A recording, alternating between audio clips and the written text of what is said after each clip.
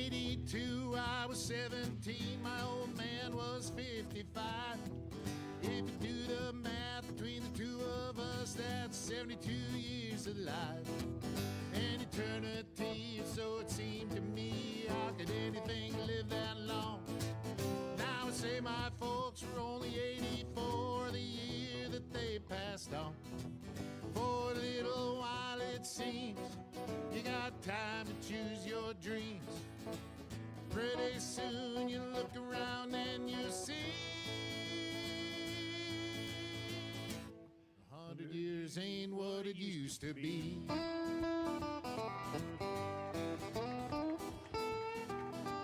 And my grandpa Roy, when he was a boy in 1904, he was taught by men who fought in the actual Civil War. And only 8 decades passed and my high school class put the tassels on the other side. Started on our way full of naivete on the great American ride.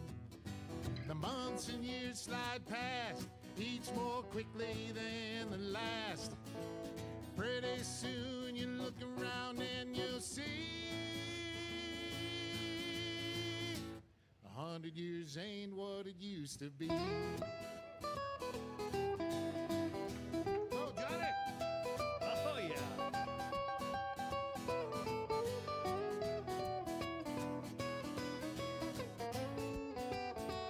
Oh, yeah, Johnny Heidt.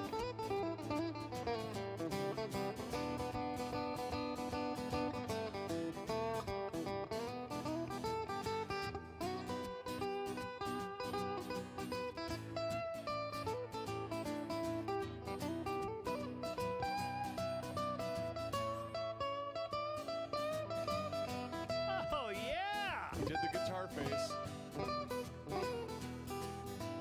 Ibuprofen's under buy again in my online shopping cart. Every week I learn of something else I should be doing for my heart. If I use the wrong pillow, I might have trouble getting out of bed. My hair grows in my ears and nose now more than on my head. As a kid, to me, ancient history was something like World War I. But I arrived close to that time than this year as I sing this song. And I'm starting to find I can wrap my mind around life is brief and dear. I can hardly believe my baby girl's turned 26 this year. For a little while it seems you got time to choose your dreams. Pretty soon you look around and you'll see everybody 100 years ain't what it used to be.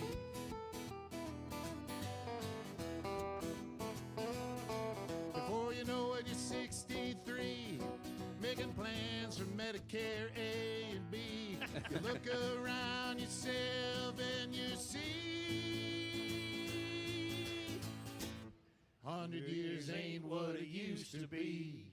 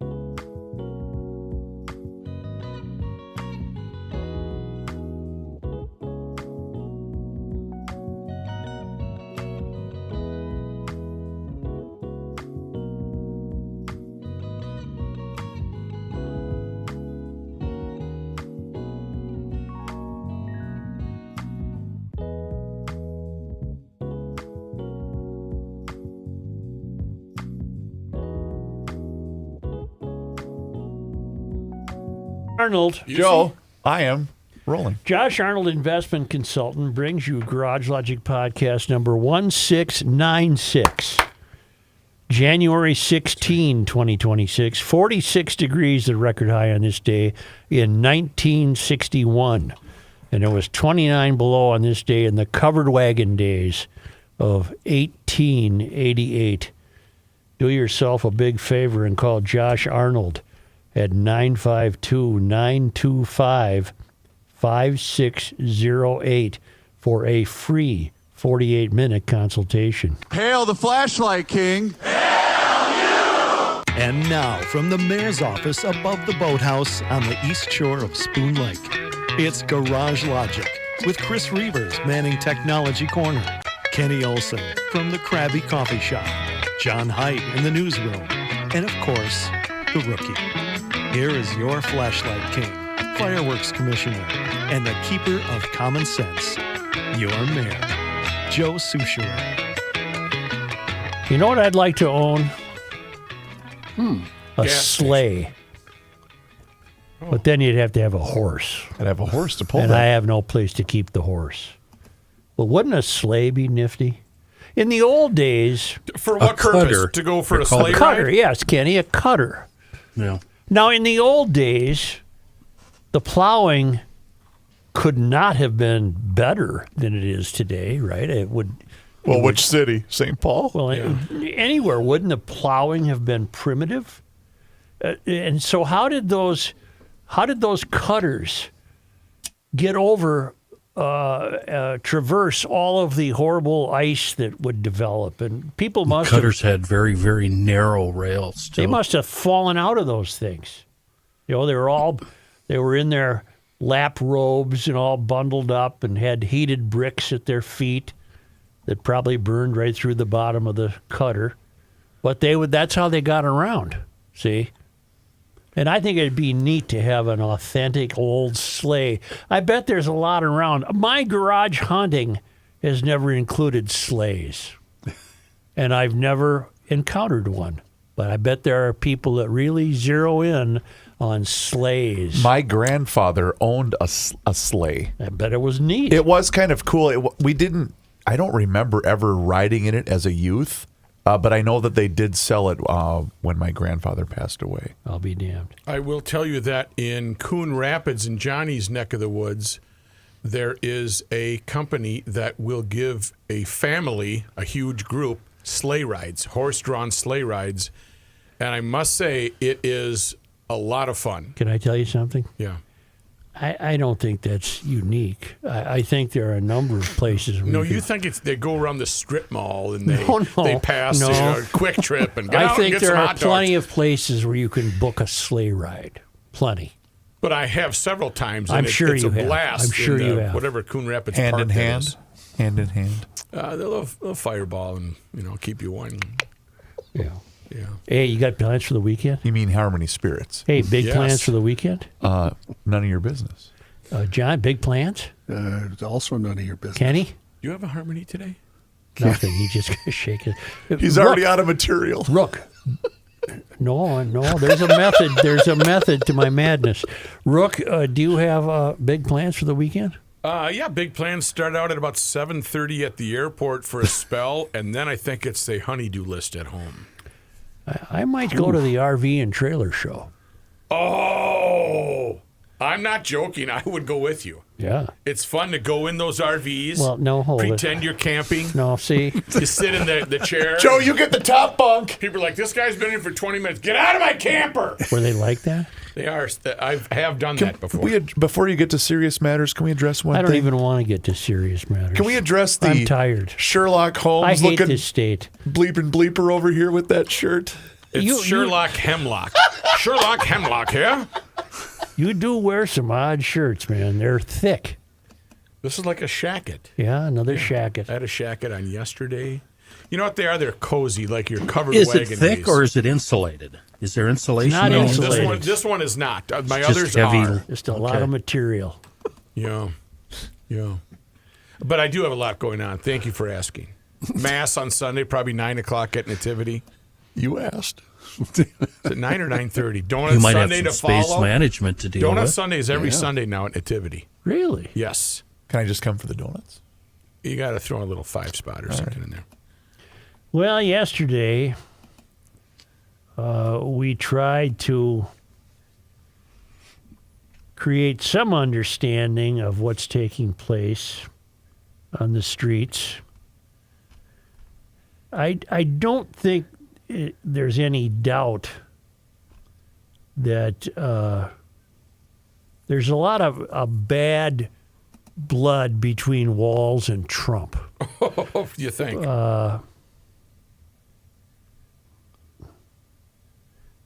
I got this note from a source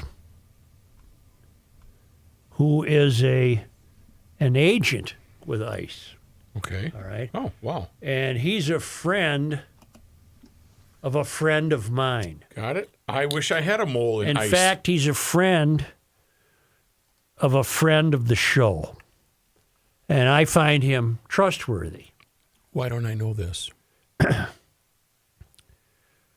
Not holding individuals with ICE detainers is one of the issues at play here. All right? The other issue is the communication to ICE when an individual is jailed and held. Okay. Who is not holding ICE detainers? You didn't make that clear. We know, but say that again. Well, I'm getting to that. I'm trying to lay it out the way this guy told my friend.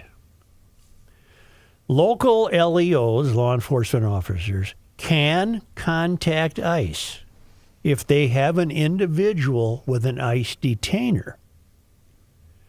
Although the local LEO cannot detain the individual longer than they would for the charge they were arrested for in the first place. You with me? Mm-hmm. So Juan, I hate to pick on Juan, but that Eduardo is picked up for shoplifting. Let's say it's his third offense. He's arrested. He goes to jail. Yep. His lawyer tries to get him out. Of course. It's $5,000 bail. He can't afford it. So he has to sit there until his next court hearing. Let's say it's 48 hours. At which point, the LEOs, the sheriff's office, is required to release him to his attorney, presumably. Yep. All right. There's no law in Minnesota. And in the meantime, they're looking up Eduardo and they see, oh, he's got a federal detainer note here. He's got a federal hold on him. If I'm understanding this correctly, and I want to have a peaceful show today, if I'm understanding that correctly, that means there is no law preventing law enforcement from calling ICE and saying, we've got so-and-so here. We note that he has a federal hold on him. We have to release him tomorrow on a different matter. We're releasing him at 10 a.m. at the southeast entrance to the building. Thank you. Goodbye. ICE can take that information. They can be waiting there at 10 a.m. the next morning, and they can intercept the fellow as he comes out onto the street. That's not aiding. They can communicate with ICE. I don't think that's these against. are our plans. I don't think that violates Minnesota law. I don't either. I think that's a. What would violate Minnesota law, apparently, would be ICE knowing Eduardo's in there on a shoplifting charge from showing up and saying, we want him right now. Take me to cell LEO block says, 2. no, we got him for 48 hours. Do you have a warrant? And if they didn't have the warrant, no. Eduardo stays in the custody of local law enforcement. Everybody with me so far? Yes, sir. Yes. So what might very well be happening in Minnesota, and I do not know to what extent, is we are not calling ICE when calling them might very well prevent these scenes in our streets. In the neighborhoods. Okay. Let me continue with this guy's letter. Although the local LEO can not detain the individual longer than they would for the charge they were arrested for, they may contact ICE. They can. When the name appears on a federal hold list. This, as I say, this allows ICE to arrest the person as they are being released from jail at the holding facility or just outside the door, thus securing the individual at a relatively controlled location. The local leadership, this is from our source, mayors, county attorneys, governors, sheriffs, police chiefs, are choosing not to contact ICE when these individual names are flagged. They are choosing not to contact ICE and give ICE the opportunity to meet the suspect at the door. They are not doing They are that. not choosing to do that. I don't know to what extent. I would imagine they have on some occasions. Okay. This is what I understand is one of the biggest concerns and problems with Minnesota, and it is leading to the conflict and chases based on conversations with my contact who works for Homeland. There is a window of time for ICE to react, 36 to 48 hours, where if contacted, they could arrest the individual without conflicting with Minnesota law. Staff? I read something that corroborates that this morning. I've been looking for it feverishly here, and I'm sorry I cannot find it. I can paraphrase it, but I know I'll get something wrong. I'll go ahead and maybe we can help parse it out. In the past, an ICE agent would go to, say, for instance, Hennepin County lockup in the morning, go through the list of detainees. If there was an illegal alien in there, he would return, that ICE agent would return when that detainee was about to be released. They'd pick him up, no fuss, no muss. Things have changed, and that is no longer the practice. That's what I remember of the piece. I really wish I could find it so I don't sound like such an ass. Okay, the part that needs explanation there is, are ICE agents forbidden to wander into jails and look at the records? That's what I'm looking for. That must yeah. be the case. Yeah. Yep. Wait, say that, are ICE agents forbidden from wandering into jails and randomly looking for Julio? That's what Kenny is surmising from what he read. Okay. What would be advantageous for the MPD not to contact ICE and say, we've got John Smith here, he's a serial child molester, and he leaves at 10:15? We can make an assumption, Matthew. I would make the assumption that if he was a serious serial child abuser, ICE would be contacted. Okay. That's my hope. If he's obviously. shoplifting at Walmart, most But likely to not. answer Rookie's question directly, you do have a police chief that has publicly said we will not cooperate. That was my answer. Yeah. Is that for the cameras and then it's a wink, wink, nudge, nudge? He doesn't want bad guys running around either, because he needs to have the faith of the people. Well, the faith of the people of Minnesota has been lost. But, you know, Hi, I'm Chris. Either to one side or the other. Right. The faith of the people of Minnesota has been lost. How are we going to repair this? Okay, we're not. We're going to stick to this topic for a moment, and then we'll figure out the repairs. We'll circle back. Yeah. Noted. Let's see. What does this say? I'm trying to read the ones that maybe corroborate the source, who I have no reason to doubt. Okay. Joe, I'd argue what's happening here in Minnesota with ICE aligns well with your premise of how Trump ineffectively and often damagingly overcorrects. Just a mere 10 days ago, the primary news topic in this state was fraud. Not just here, but increasingly so on a national level. Walz had been forced to step away from his re-election bid and was very likely on a path of having to resign from the office entirely.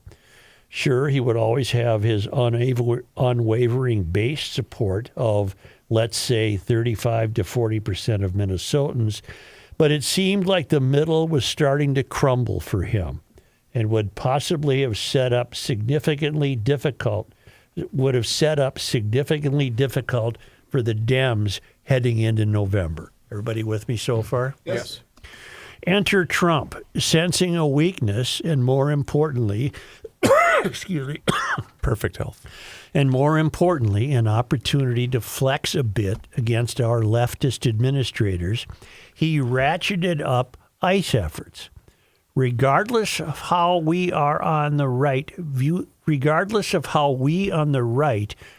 the merits of this action, it's indisputable that the increased federal presence has given the left an opportunity to not just temporarily change the local and national dialogue away from fraud, Yes. but even more unfortunately, to re-secure the middle. In just this short time, Trump has managed to take what he assumed would be a death blow to the Walz administration and instead turned it into a way for our state to quickly revert back to its ingrained tribal differences. Differences that, when the dust settles, will not allow fraud outrage to return from the back burner. It will make it easier to insulate those who negligently allowed it to flourish unchecked in the first place. Jonathan in Plymouth, Minnesota. Wow. I can find no way to pick apart his email. I can find no way. I would agree. But I said last night when I said Walz is the happiest guy in the world. Now look at it. Now look at it this way. I think this fellow was on to something. I do think this has become a wrestling match between Walz and Trump, with such unfortunate consequences so far. Yeah. A death already, for God's sakes. Another shooting in which someone was, and both characters, Walz and Trump, apparently can live with that. The rest of us are struggling to understand. We're caught in the and, middle. Yeah. My God, we can't be shooting people, but these two don't care. That's my opinion. They don't care. What? Oh, I shouldn't do that. Yeah, you should I? shouldn't do that. That's the break. I held up this side. Are you a crook or not? Two and that. Peace be with you. So, what does Trump do? He doubles down and sends 2,000 more ICE agents here. What does Walz do? He's doubling down and riding very hard that horse that says, don't tell ICE anything. So we don't know to what extent, but it is in all probability true that on many occasions, ICE could be called and said, so-and-so is being released. Our 48 hours up. We have to let him go, but we've noted there's a federal hold on him. We're calling you as a professional courtesy. If you want to be at the east door at 10 a.m. tomorrow, he'll be released. We're not doing that because that would be seen as aiding Trump. And Trump hasn't cared about our fraud problem because it didn't work out for him. Most of the fraudsters are probably American citizens. So he comes to town, he discovers that. Fraud is now pushed aside. I'm here for illegal immigration only. We don't even rank high in the nation for the number of illegal immigrants. California's first, Texas, Florida, on and on and on. We don't rank highly. But Trump's action right now is focused on Minnesota, and Walz's action is focused on thwarting Trump. That does nothing for those of you who lived at 24th and Lyndale the other day. That does nothing for Renee Good. That does nothing for the people who live on Portland and 34th in that area. These two are having their war, and it's the rest of the people who will suffer. Well, what a short attention span we have. It's bad leadership on both fronts. Trump doesn't have the ability to back off and say, that fraud, we don't need to be there for immigration purposes on the fraud. We don't need to be there for that. We better let's put our manpower where there are more problems. And Trump and Walz doesn't have the leadership ability to say, I could really calm things down by instructing law enforcement, and they wouldn't even be breaking the law. I can really calm things down by telling law enforcement, if you ever see a federal hold on anybody you happen to have arrested lately, you call ICE and tell them when your time is up with them, and maybe they can be greeted at the door, and we'll avoid the flashbangs and the fireworks and the snowball throwing in the streets. Is that a reasonable analysis of what's taking place? Mm-hmm. He won't, though. Well, they both won't. He's too far in it. Yeah, He's they're too both too deep now. They're both too deep. The only thing I would add is I think that President Trump can fall back by saying, and defend himself, I should say, by saying, we're picking up illegal aliens that have done crimes. And I'll acknowledge the way they're doing it, door to door, pulling people over, et cetera, is bad optics. But I don't see anything that Walz can defend himself with, is there? I can't come up with anything. No, the reason they're going door to door and stumbling around in the middles of streets is because of what Walz is doing. Yeah. The Venezuelan the other night who got shot in the leg, he's probably a wonderful example of this. Do we know, John, why he was arrested in the first place? I have never seen that, and I looked that up when we were talking about it the other day. Wait, what? The guy that got shot in the leg? Yeah. Was part of I read something over and over. I saw the words shovel attack. Yeah, no. I want to know why he was in jail in the first place. The guy who got shot in the leg. And why they wanted, what they were picking him up for. But that might have been a perfect example of a guy who maybe he was in there because it was his third DWI or something. We don't know. And his lawyer couldn't arrange the bail, so now we're going to hold him for 48 hours. In the meantime, they say, this guy has a federal hold on him, which we now know was true.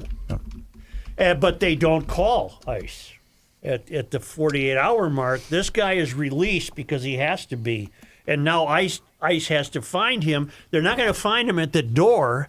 They got to go to his neighborhood. They got to knock on doors. I think the optics are horrible too. But this is what this state has compelled, how this state has compelled ICE to behave.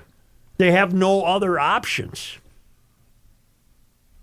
So it's a fine, you know what it is?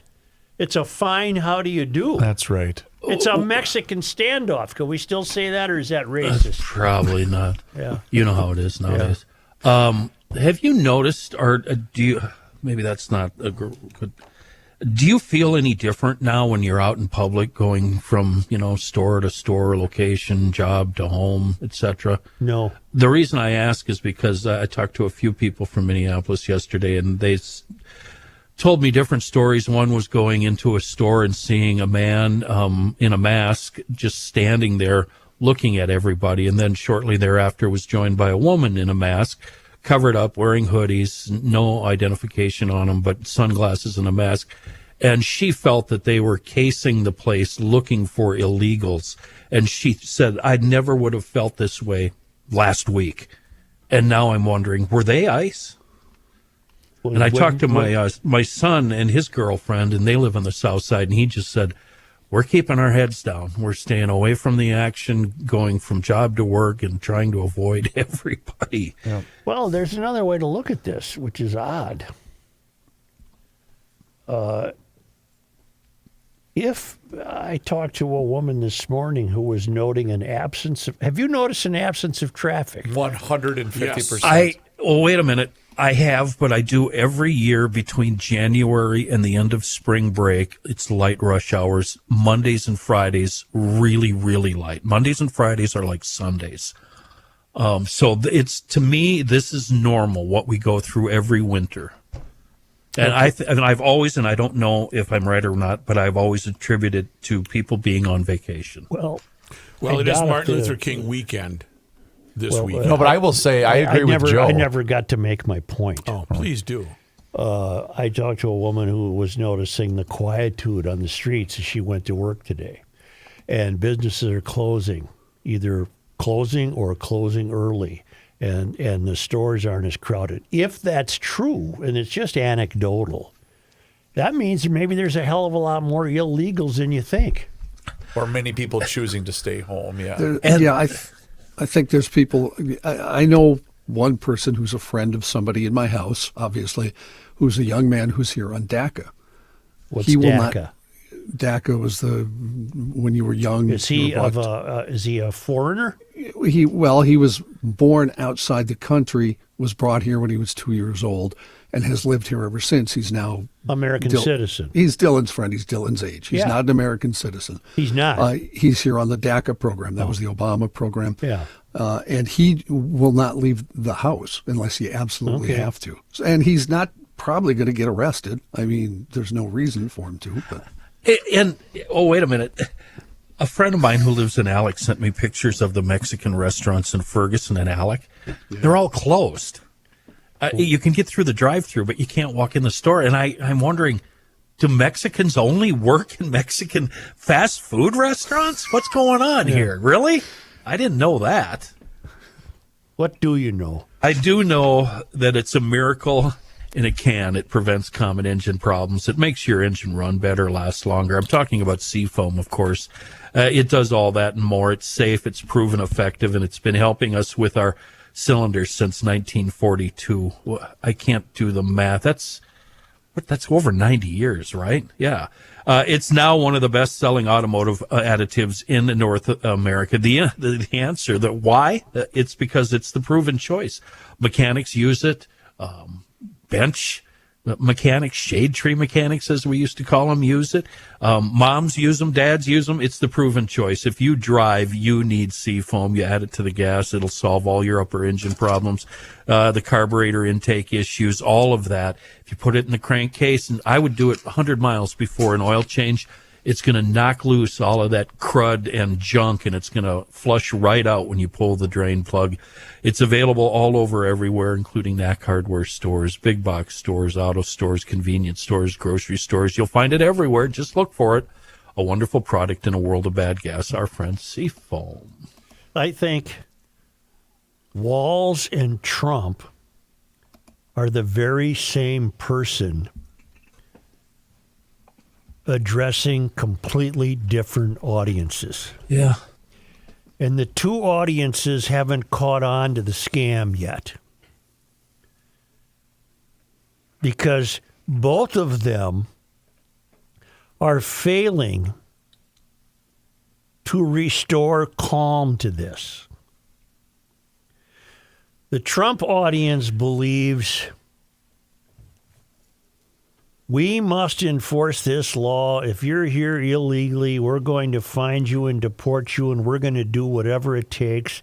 And there's a great mass of American humanity that applauds that. That's the way to go. The Trump voice is, we don't care about the law. We're not going to help you enforce it. We're not going to make life easier for ICE. The Walz view. You said Trump. I'm sorry. You said Trump. The Walz Yeah, view. The Walz view is we don't care what Trump is saying about the law. We're not going to adhere to the law. We're not going to help the law do its duty. Walz can probably get away with saying, we're not breaking any laws. No, you might not be, but you're also bending over backwards to not accommodate the law. And that in itself results in its own set of problems. So you got two guys who are basically championing completely different causes and appealing to two different audiences which haven't caught on yet to the destructive nature of both views. Now, the law enforcing immigration could be accomplished in far better ways. But that would require Walz to help enforce the law in far better ways. You'd rather fight Trump. But he might even be pinning his political future on this. I could end up being the guy that rides in on the white horse because I'm really appealing to all the progressives who think no one's illegal on stolen land. There's no other. There's no other possibility. That's what he's doing. Yeah. And he's a cornered rat, and that's why. But as the governor of the state of Minnesota, he has done nothing to calm the waters for the people he supposedly governs. Trump, on the other hand, doesn't give a rat's ass about the people Walz governs. Right. That's not his problem. I agree. He's going to do what he has to do to appeal to the mass of humanity who applauds what he's doing. Walz thinks he's appealing to the mass of humanity who applauds what he's doing. Thus, what do you have? Flash bombs on the streets, flash grenades. What are those things called? Flash bombs. Flashbangs. Flashbangs. So what's our immediate future? Flashbangs, snowball fights, God forbid, gunplay. This is where we are. Stolen FBI trucks. What? They were stealing the guns. A Latino gang member. I don't know how they know that, but. God, I saw a funny video of a Latino comedian whose name I didn't catch his name. But he's cool. Yes, I think I know what you're going to say. And he's saying, you people, you white Americans, you really fear Latinos. What do you think? We're going to come to your country and steal children and lock them in the basement? He says, that's your thing. Oh. And it went on. I can't remember what else he said, but it was just funny. That wasn't the guy I saw. The guy I saw said, hey, white people, stop helping out the Latinos. If the tables were turned, we're not going to help you guys. So just stop helping us. We're out. Oh, man. I did find, Joe, you asked the Venezuelan who was shot in the leg what he was wanted for. Yes. DHS says that his name is Julio Cesar Sosa Salas. Right. Illegally entered the U.S. from Venezuela in 2022, has a conviction for driving without a license and a previous arrest for giving a false name to police. Okay. Are we to conclude that on this occasion he was in jail for giving a false name to police? That's his most recent? That's the most recent one they list, yep. Okay, and Are we waiting for him at 10:15? Probably had a public defender, and they said, he already did drive without a license, and now he's not telling the cops who he is. So you come back. I'm setting bail at $5,000. Well, he can't afford that. Okay, I'll come back in 48 hours. In the meantime, the 48 hours expires. They release this guy onto the street without first having informed ICE when they were going to release him. Because that's not enough That's a reasonable scenario. That's what it sounds like, yeah. He's not, he doesn't pose a threat, so ICE, or they're not going to call ICE and say we're releasing him. And because there's a federal hold on him, ICE has some basic information to work with. They probably know where he lives, or at least an address that he's been using, and they end up in that location Wednesday night, and the next thing you know, it's a circus. Party time. And what's his last name? Silas? Sosa Silas. Silas Sosa has friends Silas. who come to his aid. They're out there with shovels and brooms, and the ICE guy's getting attacked. And the next thing you know, Sosa Silas is shot in the leg. The ICE agent is hurt. They both go to the hospital. They'll both be fine. They had no life-threatening injuries. And then there's the hours of lingering and chanting and yelling and screaming, and the ICE agents pushing people back and the people pushing forward, and the news reporters are out there choking on the gas, sounding like they're coughing up a lung, made for great TV as far as they were concerned. And all of that, it seems to me, all of that could have been avoided. That could have been avoided. But when you say come to his aid, he had buddies that I know, think ran to but his aid. I don't. I think that's way too kind of a phrase. This cop was ambushed. Well, okay, he had buddies who showed up to help him avoid arrest. How's that? Well, what do you want to say? Ambushed. Well, that's what happened. Well, okay. Oh, I got a letter from some lady who won't listen anymore because she thinks I'm too mean to you. Mean to me? Yeah. That's part of the job. Hey, lady. Hey, lady. I've been here since my job description. Yeah, we've all had our turns. Okay. Thanks for the fan mail. Can I point something out? Speaking of a lady that emailed, You? Linda sent in a great email.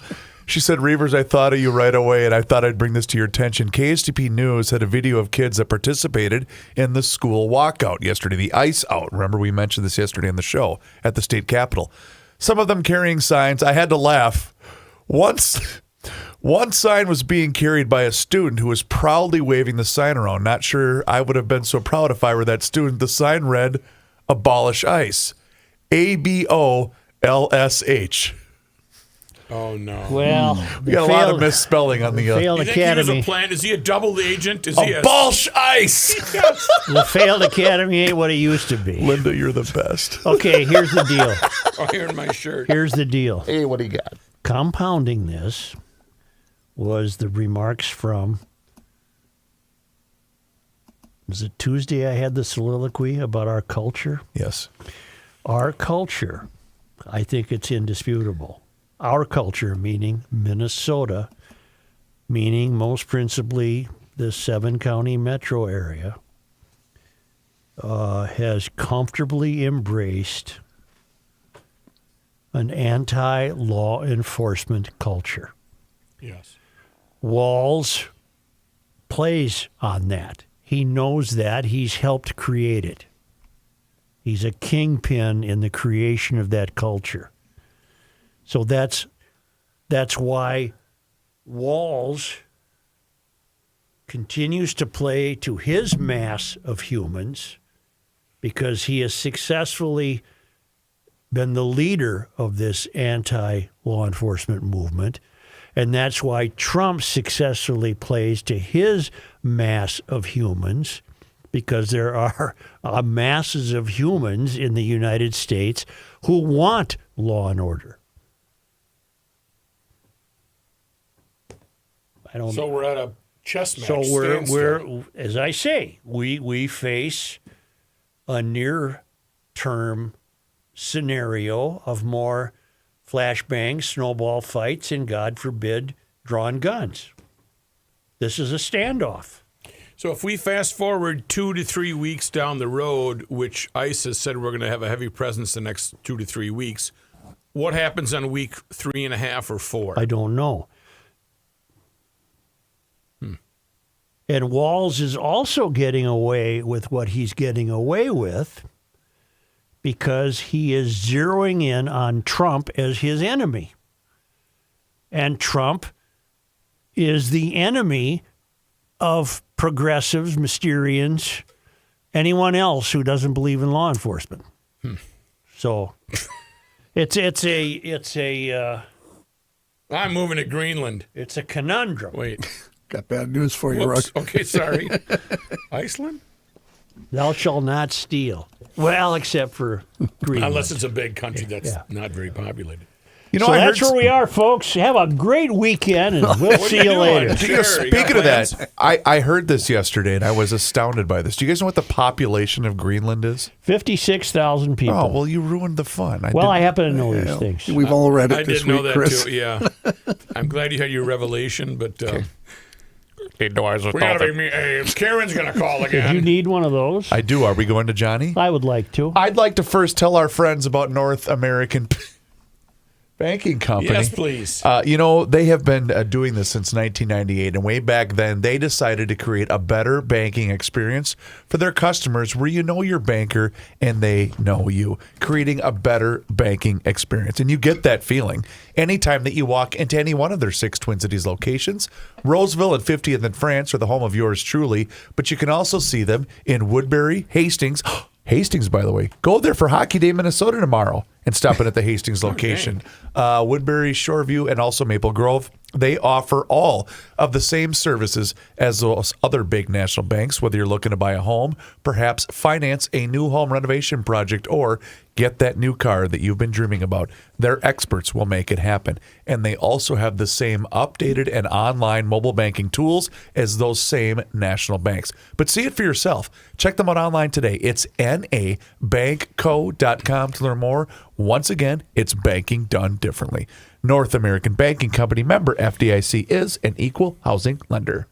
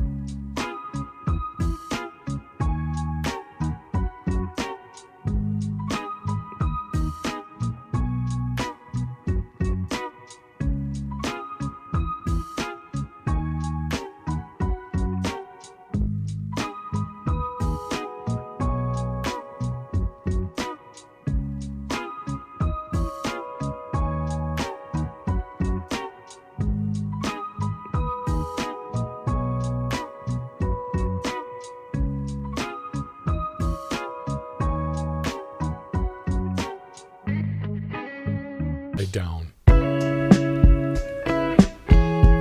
It's the end of the world as we know it, and he feels fine. Joe Souchere. Here's John Heidt.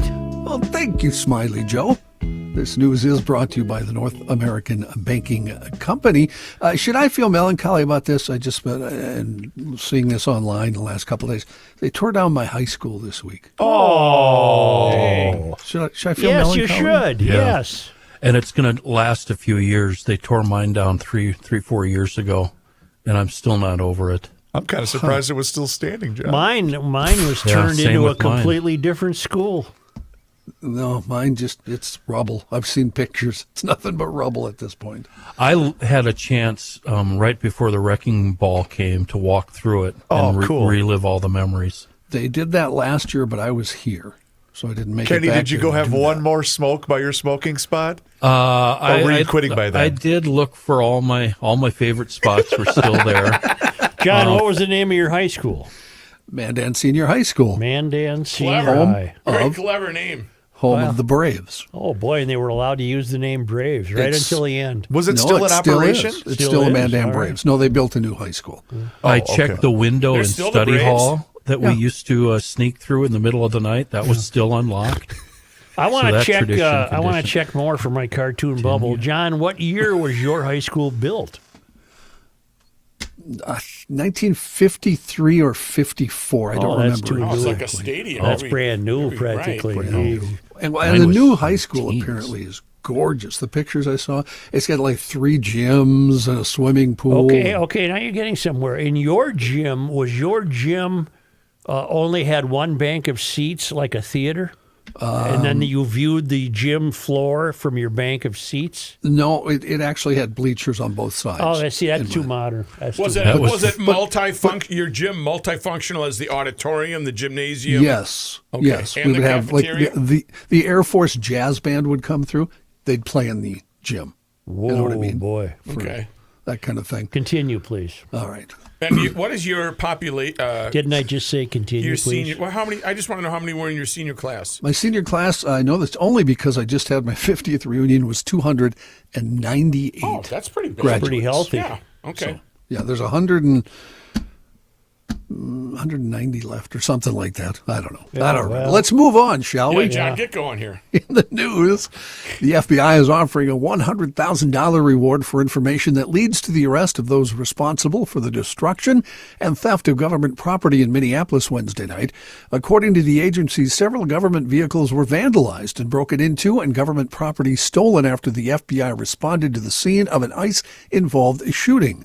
Federal officials did not provide info about what items were taken, but U.S. Attorney General Pam Bondi said federal agents have arrested a man accused of stealing armor and weapons from the FBI, alleging that he's a member of the Latin Kings gang. Follow-up to a story we talked about Monday, a federal judge says immigration agents' actions were illegal when they busted open a Minneapolis family's door on Sunday and detained a man. However, after initially releasing Garrison Gibson, he's now been rearrested. On Sunday morning, Gibson's family said federal agents presented them with a warrant signed by an immigration officer and not a judge. What that means is they couldn't enter the home because you'd need a judicial warrant for that. They did enter the home. Gibson was arrested, a citizen of Liberia, but he's been legally residing in Minnesota. Court documents show he's been in the U.S. for the last 2 decades. 4 years ago, he was placed under supervision by U.S. immigration officials, but court records say at no point has he ever been deemed a danger to the community, a flight risk, or has he been convicted of any new crime warranting any detention. His attorney quickly filed a lawsuit to get an immediate hearing for his release, claiming his supervision was unlawfully revoked and his Fourth Amendment rights were violated. On Thursday afternoon, the judge agreed. They ordered federal agents to release Gibson. His lawyer said that ICE released him last night but ordered him to check in at the Whipple Federal Building this morning. When Gibson got there, he was arrested again. It's not immediately clear if his most recent arrest will also be challenged in court. It should have been mentioned in the first segment that the other problem contributing to this standoff is that both camps are not ever considering fact. They're only considering their political allegiance. That's what's wrong. Yep. It's kind of America right now, isn't it? Yes, it is. In general. It's the entire country. A district court judge blocked the U.S. Department of Agriculture this week from stopping payments to Minnesota for federal food assistance unless the state recertified all households receiving SNAP benefits. Last month, Agriculture Secretary Brooke Rollins gave Minnesota a 30-day deadline to conduct in-person interviews for more than 100,000 households enrolled in the Supplemental Nutrition Assistance Program. That deadline would have come around yesterday. In a lawsuit seeking to stop the impending funding freeze, Attorney General Keith Ellison called the demand utterly impossible, even with advance notice. The preliminary injunction issued this week means about 440,000 Minnesotans will continue to get their normal SNAP benefits.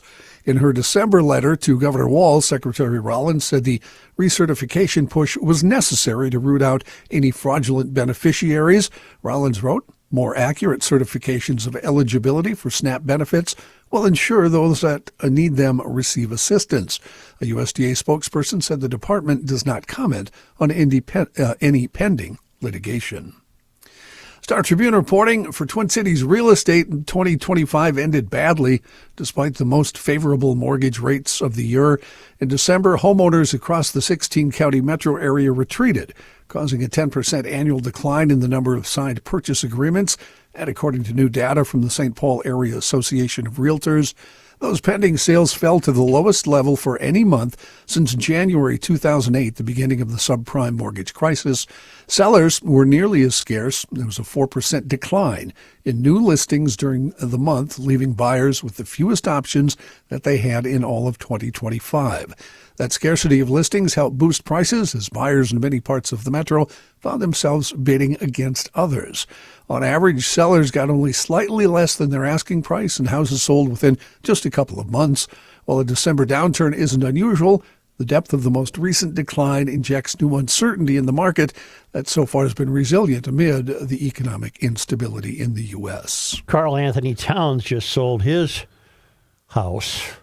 It was out in Medina, $4.5 million. It was a nice place. Okay.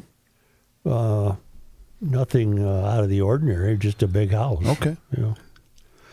In international news, President Trump threatening to impose tariffs this morning on countries that oppose his efforts to take control of Greenland.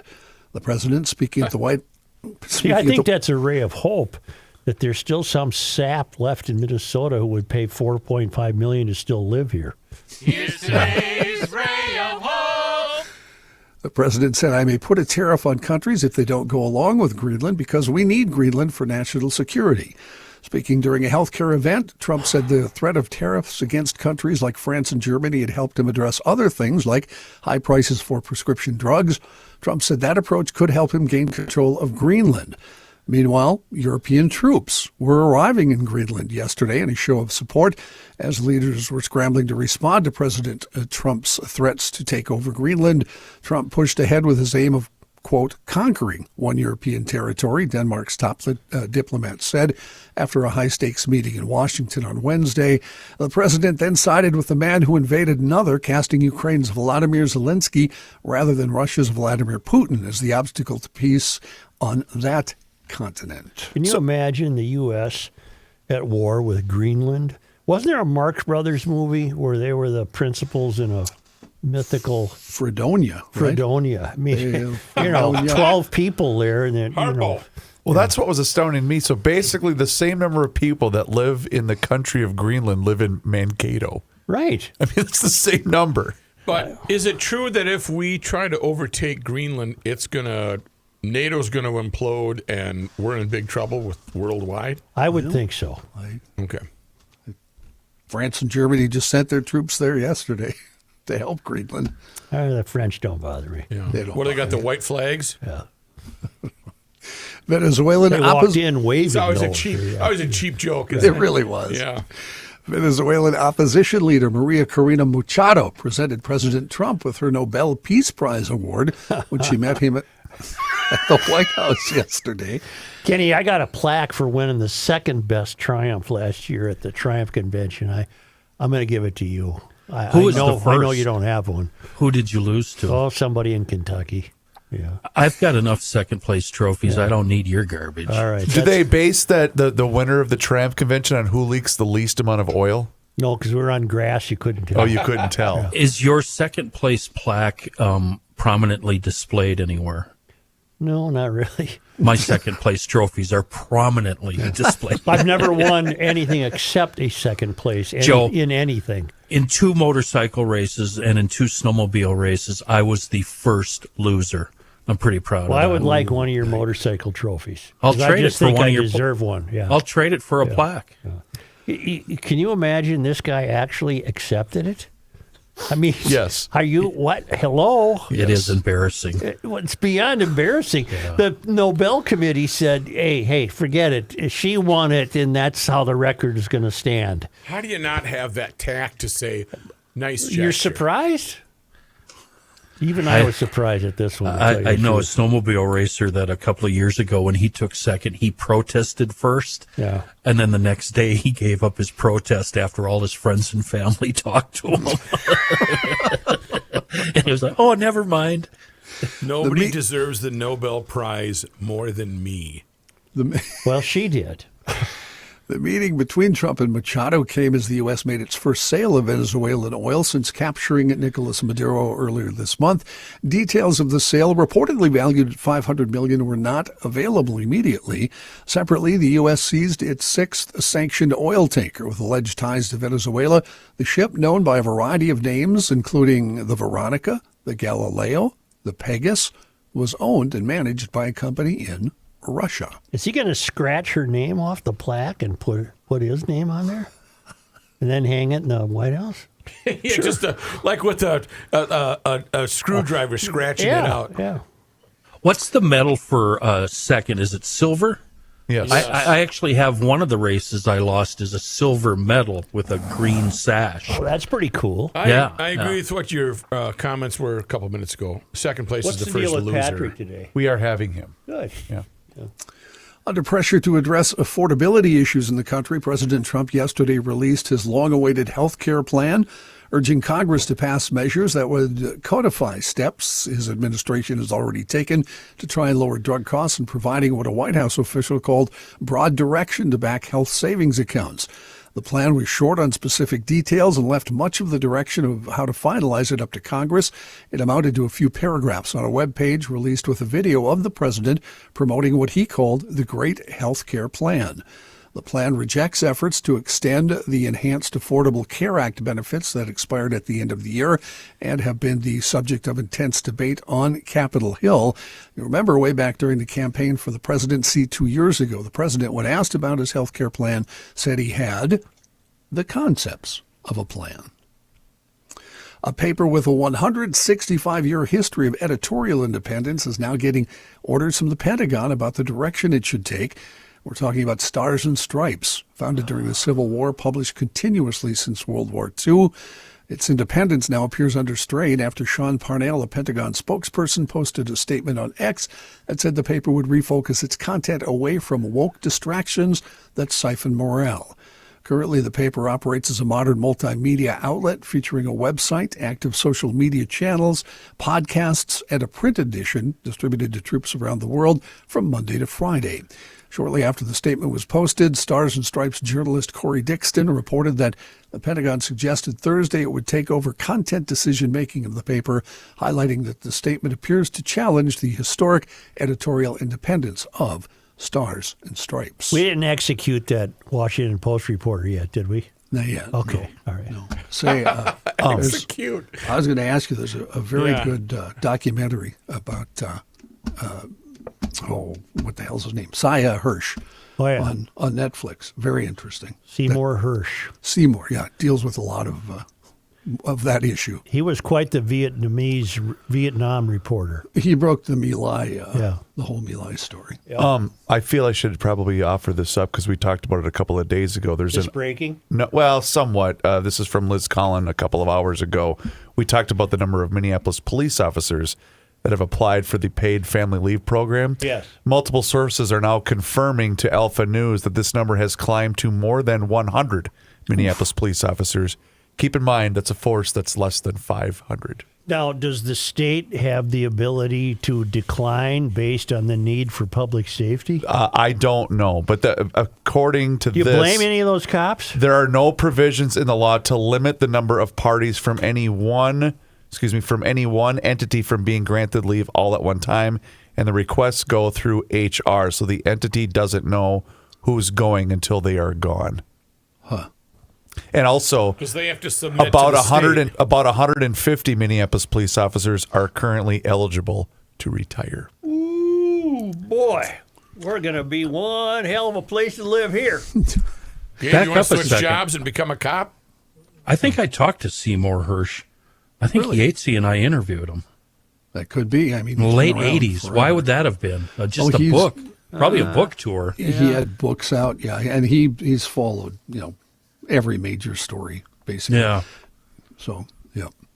College basketball world rocked yesterday after the U.S. Attorney's Office for the Eastern District of Pennsylvania unveiled indictments of 20 people alleged to have hatched a game-fixing scheme that impacted at least 39 players, 29 games, and 17 Division I men's basketball teams during the last 2 seasons. Wow. The indictment paints a detailed picture of how a hive of high-stakes gamblers, Marvis Fairley and Shane Hennon, worked with trainers, an AAU coach, and a pair of former D1 players to recruit current players to fix game outcomes and both first half and full game spreads. Players were incentivized with bribes that the indictment said ranged from 10 to 30 grand per game, results that gamblers often bet well north of $100,000 on. For the most part, the scandal steered clear of the sport's biggest, most successful programs. Instead, the gamblers recruited players from mid and low-level schools. The lone high major team involved in the indictment was DePaul, with allegations that players tried to fix at least 3 games. By then, DePaul was already experiencing one of the worst seasons by a high major team in recent college basketball history. They finished the season 3-29 and did not win a single Big East game, parted with head coach Tony Stubblefield in late January. That context tells how 3 Blue Demon players, Deshaun Nelson, Jalen Terry, and Macabre Etienne, were allegedly convinced to join the scheme. In the first game in the indictment, the gamblers bet on Georgetown to cover the first half spread. The team's point guard was scoreless in the first half, and Georgetown covered easily. Terry then scored 16 points in the second half to help DePaul nearly come back and win the game.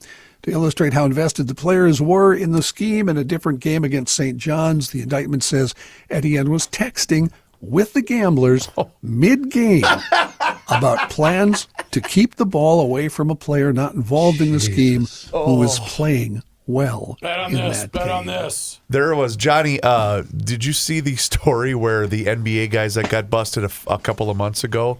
One of the guys, the reason why he was caught was he kept betting the over on the number of turnovers he'd have. Oh, God. And so there was a video clip of showing him just basically throwing it to the other team.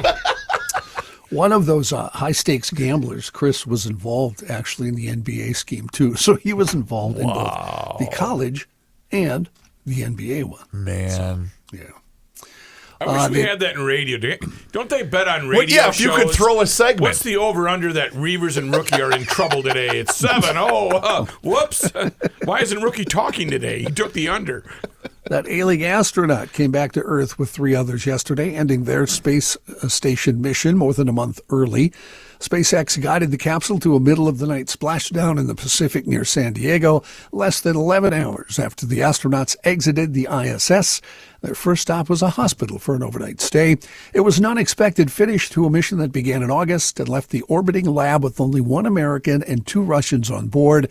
NASA and SpaceX said they would try to move up the launch of a fresh crew of 4. Liftoff right now is targeted for mid-February. I missed it, John. Was it a guy or a gal that was sick? They still did not identify who had the medical issue. Could have been morning sickness. I don't know. John, thank you. No, Kenny. You're welcome, Joe. Thank you. Kenny, I got it. That was funny. We're nuts. All of us. say. You know that? Yeah. We are nuts, and wearenutsmn.com. Made the stop. I had to go to Cub Food. Sorry, Mike Fratelloni. You weren't a convenient stop for me this morning. I had to stock up on the cinnamon toffee peanuts for the kiddos for the weekend.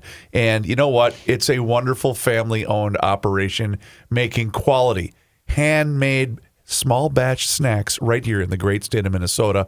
The cashew is a big hit in the Souchere household. The milk chocolate almonds. I personally love the maple bourbon toffee almonds. Those are fantastic. But you can see their entire lineup on the website, which is wearenutsmn.com.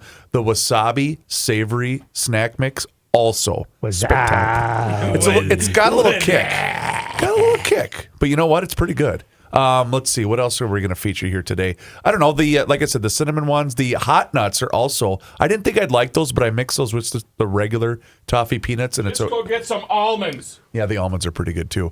But Fratelloni's Hardware and Garden Stores, Cub Foods, County Market, Lunds and Barley's, Kowalski's. Who am I forgetting? Quick Trip, Max Hardware. The list is growing because that's how fantastic these snacks are from We Are Nuts and wearenutsmn.com. But if you can't make it there, place your order online and let them know that you heard about them here on the Garage Logic Podcast.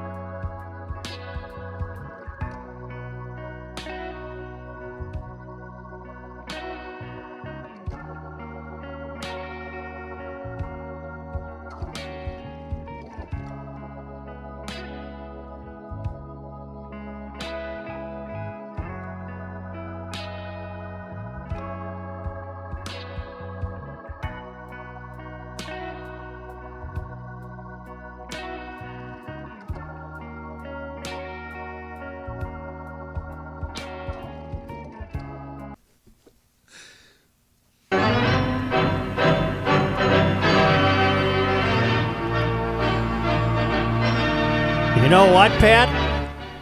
Yes, sir. We have 5 chances for weather, counting the college championship game.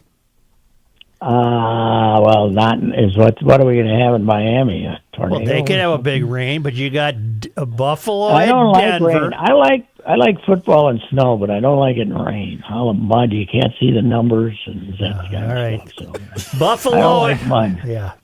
Buffalo at Denver, there's a chance. Oh, you can get rain and snow there. Yeah. San Francisco at Seattle, that'd be a rain chance. And they got the open stadium there too. That's what I said. You got Houston at New England, there's a chance. Oh yeah. And Rams at Chicago, there's a chance. Oh God, yes. That's a night game. And did you see the daytime 5:30 high? p.m. Daytime high in Chicago is going to be 10. I know we're having a cold spell. She's going to be a chilly one at Soldier boy. Field. That's the kind of weather where Richard Royce would have sent letters to the Rams and said, "Look at this." Yeah, that's right. Look at that. What do you think? Yeah.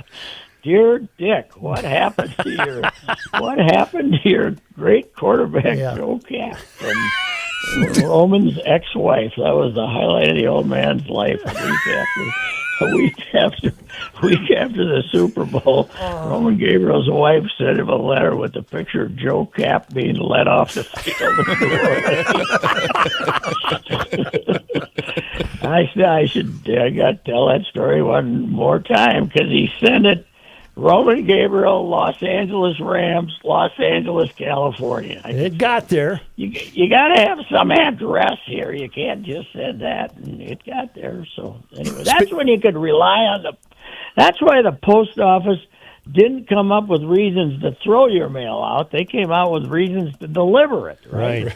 Patrick, speaking of football, I feel that I owe you an apology because I cannot believe I did not call you the other day so that we could celebrate the 25th anniversary of 41 Donuts since we were both in attendance. It was I was a little misty thinking about that. Most fun I ever had at a football game, I'll tell you. 34-0 at halftime. And the quips coming from press box row were unbelievable. And the Vikings officials were sitting up behind us, just looking glum and everything. And Kevin Seifert, who's probably the most respectful, finest journalist I ever worked with, he said, "Look at Waswai. It looks like a dog chasing a Frisbee down on with a fake throwing of a Frisbee." Even Seifert was making smart ass remarks. Pat, it got so bad in the stands, and trust me, we did not have good seats. We were about one row away from touching the top of the stadium. The Giants fans bought us a beer in the second half. They felt so bad. That's how bad they felt for us. It was... What I remember about that game too was before the game I was walking towards the press box up there high, and this guy collapsed out in the hallway, right? And all these Giants, this guy was there, and there was somebody trying to attend there, and all these Giants fans were just stepping over him. I got to get to 232, row 7. Guy was there, and they were, nobody stepped on it. They were nice enough to step over him, but they were. There you go. They were not. Hey, let's go through these. Buffalo at Denver. Buffalo. I hope so, but I hope so too. I think it's close, but it's going to be up to Josh to do it. I think. Yeah, let's go with Buffalo. All right, Buffalo. San Francisco at Seattle. Oof. Well, Darnold might be hurt. Yeah, you got some problem. But the Niners don't have anybody left. Yeah, that's right. They Kittle's got all out. those injuries. Yeah, and Seattle didn't have to play last week. All right, let's go Seattle. Probably Seattle because of their defense. And now we turn to Sunday. Houston at New England. I'm going New England. That's going to be the best game of the weekend, I think. Well, yeah, I like Houston a lot. I like them defensively, but New England's going to have to play better than they did last week, that's for sure. Yeah, I'm still going New England. Rams at Chicago. The Rams. I'm going to go Bears. I'm going Bears. If it's going to be 10 degrees. The Rams... You think they're really good, but then they end up having fight like heck to beat a bad team last week. That's a good point. Yeah, I know one thing. I'm glad I won't be there. Me too. With those people, because they would once again question my girth and sexuality. Plus, they all look like they've escaped from a zoo. Oh, it's unbelievable. Just They've terrible. gotten worse. I haven't been there for 15 years. They've gotten worse. Oh, it is They've gotten worse. drunker. It was unbelievable. And Monday, I'm taking Indiana over Miami. Did you see the secondary market for I don't think tickets I'm for on a that lim, game? am I? No. The Indiana should win handily. It's going to cost you about $4,000 to get into that game. Really? on Really? Monday. Yes. And 80% of them will be Indiana. Yes. Yep. Where is that ballpark? The Hard Rock It's, Stadium. off the. I think it's off is the- it up as far as the Fort freeway. Lauderdale? No, it's about halfway. All right. I think it's halfway. Yeah. So it's up there somewhere. They played baseball there for a while. No, did they play baseball there for a while? Yeah. We have I think two you're right. Stanley Cups that went to a team that has a rink somewhere in a strip mall by the Everglades. Maurice Richard is rolling over in his grave. I'm glad you brought that up because, I've been predicting a Stanley Cup for the Wild. I was at my first game of the year last night. I've canceled my Pat, what has prediction. happened to them lately? Wallstead couldn't stop a beach ball last night, for one thing. And then Kirill Kaprizov didn't score, but he also didn't have a shot. Jeez. He got 3 goals in the last 13 games or something like that. I don't know what's going on with him. Boy, the boys have fallen on hard times, but watch them recover now on the road. They like the road. Yeah, Ed Hughes is fun to watch, so, man, alive. You know what he can do, Pat? He can do stuff. He can handle the puck. Yeah, he I'll tell can you do that. stuff. He got it about. He has the puck in his possession 1 minute more than any other player in the league. That's because he might be smarter than many players in the league, and he's not going to throw it away. Yeah, that's probably true. But God, he's something. We really miss Ecker. We need him back. Yeah. Does anybody know the extent of his injury? I don't. They just keep saying, Kenny, lower body, but you're right. They do. He gives them an edge. He's a tough bird, and Yep. I don't know. He keeps getting. He missed a hunk last year too, though, didn't he? I don't know. Yeah, he did. He around the net. He really. There's no good way to put this. He really pisses the other team off. Oh God! And I love that so much. I was gonna say the same thing. Nobody likes to play against him because he's Right. big and he's a Swede, isn't he? Is yeah, Zach a he's Swede? Swede, yeah. Well, I that's think- rare for a Swede to be that ornery. Well, they've gotten tougher in their old age. Yeah. But back in the day, There were too many Swedes on the team. Yeah, Al Morganti. You know what's wrong with this Swedish team? They got too Too many damn Swedes. Too many Swedes. Pat, you know what else we have tomorrow, don't you? By the way, Joe, I got to mention. Remember the first tough Swede? Noted. Ulf Samuelsson. Yep. Remember him? Yep. Ulf Samuelsson was the first tough Swede. Go ahead, Chris. Yes. Oh, wow. Outdoor hockey. We got Hockey Day tomorrow in Oh, Hastings. is it hockey It's day tomorrow? It's tomorrow. Who's playing the Raiders? I don't know, Yeah, but I was going to ask I know you: the Academy's playing. is our guy Manny Hill on the PA for that game? It could be. Hey, by the way, they got a beautiful. I guess they did a beautiful job of building that ice rink out there. Somebody was telling me last night at the Wild game that they did a great job with it. Is it right where the football on the football field? I don't really know, but Okay. they said they did a terrific job. We got Hastings girls versus Park, Hastings boys versus East Ridge, Rock Ridge versus the Academy, and it is broadcast on Bally Sports North, ending with the Wild game. Well, the Wild is at 11:30 in the morning at Winnipeg. Yeah, tomorrow. Yes, Wild. Oh, I'm sorry, at Buffalo, 11:30 a.m. at Buffalo tomorrow. The Wild. So how do they fit into hockey day? Are you guys sure it's this week? So this is, the dates are the 17th to the 24th. The main event, it does say January 24th. So the Wild must be playing later on the 24th. Huh. January 24th is a Monday. When are the games in Hastings? Saturday? I thought I read that they were tomorrow. The actual hockey day is January 24th. That's a Monday. Okay. So we got to build up to it. But those games that I just mentioned are on January 24th. Huh. Is that MLK Day? No, MLK is Monday. That's Monday. Is that? If we don't have people completely confused now, we'll never will. There'll be a test. Just go to hockeydaymn.com. I wish you'd introduce interject a further something. complication? Here we go. Why would you have Hockey Day on a Monday? The 24th is a Saturday, Joe. So here Saturday, the Minnesota Warriors. What the hell? I'm looking at a calendar here. Well, that's the Star Tribune. That might have been a paper you received a week ago. Oh, wait. So Yeah, that's a Saturday. Thanks, Joe. Tomorrow at 8, the Minnesota Warriors versus the Minnesota Warriors. At 10, Rochester Century John Marshall versus Rochester Mayo. That's boys. 1 p.m. Lakeville versus Maple Grove. That's girls. Wayzata and Rogers at 4. And Rosemount, the Irish versus Holy Angels at 7 p.m. tomorrow.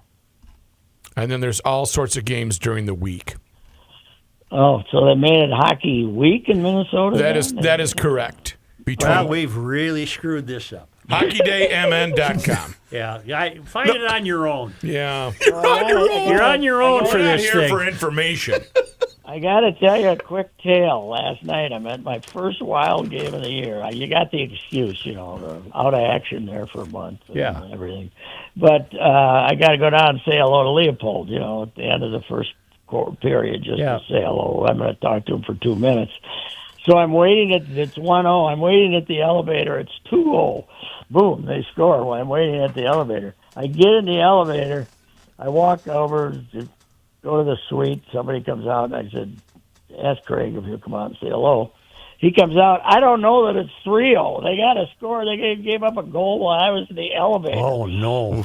So the owner wasn't in too good a mood. No. The fastest 2 goals on home ice in Wild history, 8 seconds. Really? Yeah, it was 8+, and then they got it at 1.6 left. The Wall did not have a... Did he ever get pulled? Did they pull him finally? Yeah, they pulled him after 2, yeah. Okay. They allegedly, they played him, Kenny, because he was bad against New Jersey, and they wanted to rebuild his confidence. That may not have worked too well. And How'd that work out for you? They finally said, "The hell with you." You know what's sad about hockey, though? Like, he was, the coach, Heinze, was asked about Wallstead after the game. Russo asked him some elaborate question about the soft goal he gave up. And, well, I'm not going to talk about specifics. That was never a problem for hockey coaches, even 10 years ago. They loved telling you how horse crap one of their players was. It was great. It was motivation. Yes, it was great. Yeah. You got to call him out. And, Mike Keenan had eight different teams. 8 different teams. He never said a good word about a player in his whole life. They all suck. Who's the guy the Wild had that went to Columbus because he just got bounced from Columbus? Evison. Dean, yeah. Nice guy. He just got fired. I was talking last year. He was here on opening day, and Dean said something. Well, it's second job, and I said, Dean, don't worry. You get fired there, you'll have 3 or 4 more. Don't worry. Right. Well, whoever gets fired now before the end of the year, don't be surprised if Dean's the replacement. Ricey says, don't look at the bright side. If you get gassed, you'll get another Don't gig. worry about it. This is hockey. For It's hockey. They just keep Boudreaux. shuffling them around. Well, it's like Boudreaux being a got- consultant. You're a specialist. You should get paid more. Boudreaux got fired at 10 a.m. in Washington from the Capitals one year. The next day he was in Anaheim being the new coach of the Ducks. They put him on a plane that night. It's not bad. I miss that fat little guy. God, Pat, there's a thing that keeps surfacing every time the Wild screws something up, and it's him just throwing the biggest F word you've ever seen, and the caption reads, darn. Well, they have the old clip of him coming in to talk to the Washington team during between a period. Nobody can do that like a hockey coach. The nicest thing he called anybody was an MFer. It was unbelievable. It was unbelievable. kind of like Sid, actually. Yeah, right. Yes. There's no greater documentary on sports. It's now 10 or 12 years old than that one before the New Year's Day game when you had Tortorelli and Lavalette, the two biggest jackasses ever, and they did it like 3 weeks before they go to all their games, and there's more cussing in that hour documentary than that. I think it was a 4-parter, and it's fabulous. It's still around. But. Well, root for bad weather this weekend, son. All righty. I'm rooting for Reaver's team. I like to see Josh Allen deserves to win a Super Bowl. Yes, he does. This could be his year. And I have it on good authority, Patrick, that if they do advance, there will be viewing parties at Highmark for both the AFC Championship and the Super Bowl. Oh, boy. Now, you're not you might be there. enough to drive out for a He's going to drive out there to watch it on TV. All right, Patrick, thank you. Unbelievable. Thank you. I'm what? Oh, yeah, go ahead. I'm really... I don't know. I'm looking forward to... Yeah, me too. Football. Well, here. This is the best weekend of football of the entire year. Well, it is, but... How do you do it? I'm going to check. I need some snow. I'm not going to watch a game unless it's snowing. I don't like rain. I can't see the numbers. Too much mud. Yeah, hey, get that. Who's mud got off the that ball? guy. God bless you, Gabe. Boy, I'm glad I'm not in Florida. 63 Why? degrees down around Naples. What Bring in time your is pets. it down there? Bring in your pets. 2 o'clock. 75% chance Kenny, of I snow. got you. God, he Yeah, I fell want to right make it time in the temp. You actually answered. Oh, God. He actually gave the time. He did. I gave him the time. Well, Kenny. I have to Kenny laugh. just rookie Joe. Yeah, time good is it job. now? Well played, by the way. Well played. He actually answered. Oh, I don't want to talk anymore about the fraud. Oh, ice. Let's bring it up to round it down. What's going on? What are they doing now? We're in the middle of a urination match. Who they got? And that's Our guy didn't even bring up ice or Trump or anything in his weekly sports report. I'm proud of him. Hey, how about that Mike Lindell? well, he might as well win at this point. Doesn't make any difference. I saw one poll where he's in the lead, unfortunately. Well, that can't be true. But I don't doubt you. Yeah. 16 votes closing the poll. Right. Yeah. 12 votes. You know, if you want to follow the traveling Lymans on their world travels, you go to worldwidewaftage.com. They're in Kaiwaka, New Zealand right now, where it's probably very warm. What time is it there? I don't know. It was on this day, Joe, though. today is January 16th. Well, it was on this day in 1874 that Wilmer was incorporated. It was called a village. In 1869, the township was named for Leon Wilmer, a Belgian agent for European investors in the St. Paul and Pacific Railroad Company. Wilmer became a city in 1901. This is the part where you usually say they have a pretty good town ball team. No, they have an independent baseball team. Right. I will say they do have a talk juggernaut, KWLM is their This talk one, radio. 8:26 a.m. tomorrow in Auckland, New Zealand. Oh, it's already tomorrow. Yes. Yeah, it's 73 degrees right now in Kaiwaka. Hey, email the Johnny, I knew you were Lyman's looking and that up. get the Thank you. winning Powerball number since it's tomorrow. Oh, yeah. Yeah. Please. Say, this has always been one of my favorite this days in history Same. coming up because it really didn't deserve to be made a day in history, but it did. On this day, Jan 16. in 1958, what a world we must have had in 1958 because it was reported that the Winona Daily News announced that 36 chinchillas, along with feed, cages, and other supplies, had been donated by a student and his dad to the biology department of St. Mary's College. What year was this? 1958. I bet it was probably my grandpa, Peter Mahalski. I bet. Did he have a chinchilla farm? Yes. And the chinchillas were to be used. He didn't, did he? Right off of 5th. Right, just around from St. Cashmere's and The Evie's chinchillas were to be used Did they dissect them and eat them? in research. Mostly, not all of them. A couple of them went to Breakfast. Uncle Gail's. He had an appliance store down in Winona. You got to double boil those chinchillas. Yeah, we found They're that tough. out. We found that out early. Believe me. Tough. And the chinchillas were to be used in research on improving the breed Hard to catch. whose fur They got little is leashes on them as they're cruising around. Like little marmots. Yes, whose, thank you. whose fur is often made into expensive coats for women. Oh, Grandma Gerd had very nice coats, and every once in a while, she Were would- the feet still gloves. on them? Yes. I never knew what those things were. Those Well- mink things that had the feet still on them. You want to kind of shave down the toenails. Yeah, But other than that, they look good when you're going to a polka wedding. I see. On this day in Minnesota sports, so your uncle really didn't have a chill. Well, it was Uncle Gail had the appliance, so that was for real. But Grandpa Peter, he did not. I He was didn't know that. he What was the name of the Iceman What was the in name of the appliance store? Gail's Appliance. was Very clever. very novel. Gail Schultz, Very Gail's novel. Appliance. He was my godfather, and Okay, Eleanor was okay. my godmother.